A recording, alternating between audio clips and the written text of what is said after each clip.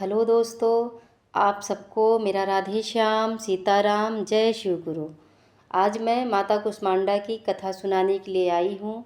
तो चलिए कथा को शुरू करते हैं। नवरात्रि के चौथे दिन माँ कुष्मांडा की पूजा की जाती है। नवरात्रि में रोज की भांति सबसे पहले कलश की पूजा कर माता कुष्मांडा को नमन करें।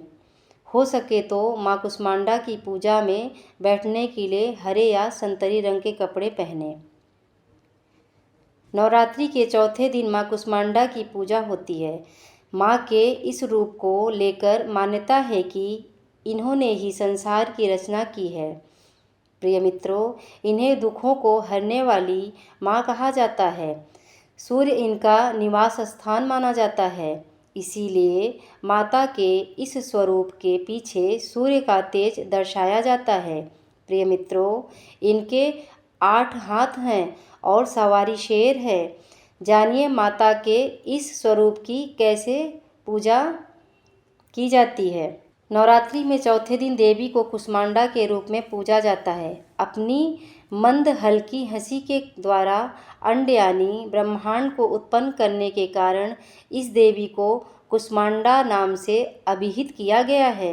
प्रिय मित्रों, जब सृष्टि नहीं थी, चारों तरफ अंधकार ही अंधकार था, तब इसी देवी ने अपने ईशत हास्य से ब्रह्मांड की रचना की थी। प्रिय मित्रों, इसीलिए इसे सृष्टि की आदि स्वरूपा या आदिशक्ति कहा गया है। प्रिय मित्रों, इस देवी की 8 भुजाएं हैं, इसीलिए अष्टभुजा कहलाई हैं। इनके 7 हाथों में क्रमशः कमंडल, धनुष, बाण, कमल, पुष्प, अमृत पूर्ण कलश, चक्र तथा गदा है।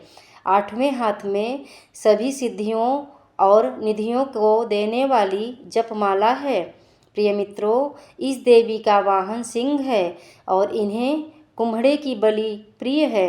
संस्कृत में कुम्हड़े को कुष्मांड कहते हैं, इसीलिए इस देवी को कुष्मांडा देवी का वास कहा जाता है। इस देवी का वास सूर्यमंडल के भीतर लोक में है। इसीलिए सूर्यलोक में रहने की शक्ति क्षमता केवल इन्हीं में है। प्रिय मित्रों, इसीलिए इनके शरीर की कांति और प्रभा सूर्य की भांति ही दिव्यमान है। इनके ही तेज से दशों दिशाएं अलौकिक है। ब्रह्मांड की सभी वस्तुओं और प्राणियों में इन्हीं का तेज व्याप्त है। प्रिय मित्रों,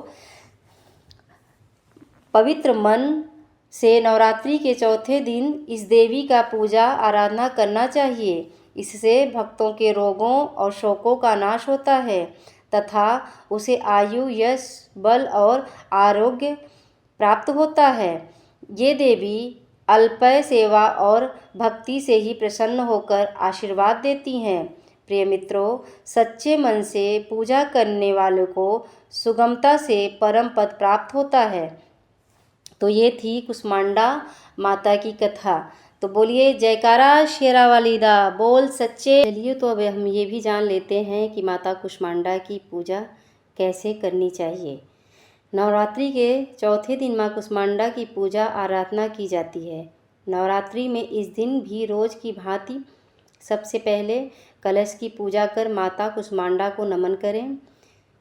इस दिन पूजा में बैठने के लिए हरे रंग के आसन का प्रयोग करना बेहतर होता है। मित्रों, देवी को लाल वस्त्र, लाल पुष्प, लाल चूड़ी भी अर्पित करना चाहिए। माँ कुष्मांडा को इस निवेदन के साथ जल पुष्प अर्पित करें कि उनके आशीर्वाद से आपका और आपके स्वजनों का स्वास्थ्य अच्छा रहे। प्रिय मित्रों, अगर आपके घर में कोई लंबे समय से बीमार है तो इस दिन माँ से खास निवेदन कर उनके अच्छे स्वास्थ्य की कामना करनी चाहिए। प्रिय मित्रों, देवी को पूरे मन से फूल, धूप, गंध भोग चढ़ाएं। माँ कुष्मांडा को विधिवत प्रकार के फलों का भोग अपनी क्षमता अनुसार लगाएं। पूजा के बाद अपने से बड़ों को प्रणाम कर प्रसाद वितरित करें। देवी को मालपुए का भोग अति प्रसन्न है। माता कुष्मांडा के दिव्य रूप को मालपुए का भोग लगाकर किसी भी दुर्गा मंदिर में ब्राह्मणों को इसका प्रसाद देना चाहिए। प्रिय मित्रों, इस अपूर्व दान से हर प्रकार का विघ्न दूर हो जाता है।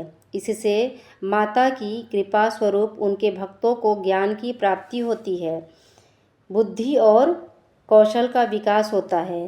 तो एक बार बोलिए जयकारा शेरा वाली दा बोल सच्चे दरबार की जय।